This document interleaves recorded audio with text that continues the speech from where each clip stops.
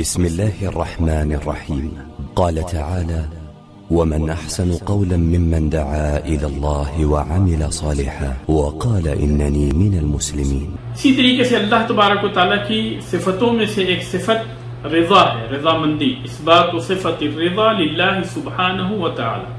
اللہ تبارک و تعالیٰ کے لیے صفت رضا ثابت ہے. اور انس بن مالک رضی اللہ تعالی عنہ کی روایت ہے، وہ کہتے ہیں کہ ان اللہ تعالی لیرضى عن العبد ان یأکل الاکل.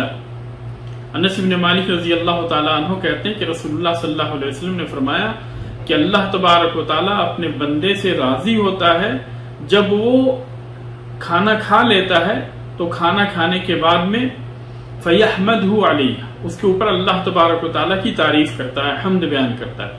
او یشرب الشربہ فیحمدہ علیہ، یا اسی طریقے سے جب وہ پانی پی لیتا ہے تو اس کے اوپر اللہ تبارک و تعالی کا حمد بیان کرتا ہے.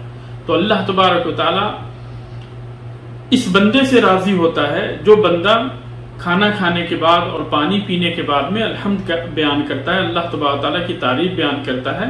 تو اللہ تبارک و تعالی اس بندے سے راضی ہوتا ہے. اور اس کے اندر صرف الحمد کہہ لینا ہی، الحمدللہ کہہ لینا بھی کافی ہے. اس کے ذریعے سے بھی اللہ تبارک و تعالی کی تعریف ہو جائے گی اور اللہ تبارک و تعالی ایسے بندوں سے راضی ہو جائے گا جو بندے کھانا کھانے کے بعد میں اور اسی طریقے سے پانی پینے کے بعد میں اللہ تبارک و تعالی کا شکر بیان کرتے ہیں، اللہ تبارک و تعالی کی تعریف بیان کرتے ہیں، حمد بیان کرتے ہیں. اللہ تبارک و تعالی اپنے ایسے بندوں سے خوش ہوتا ہے.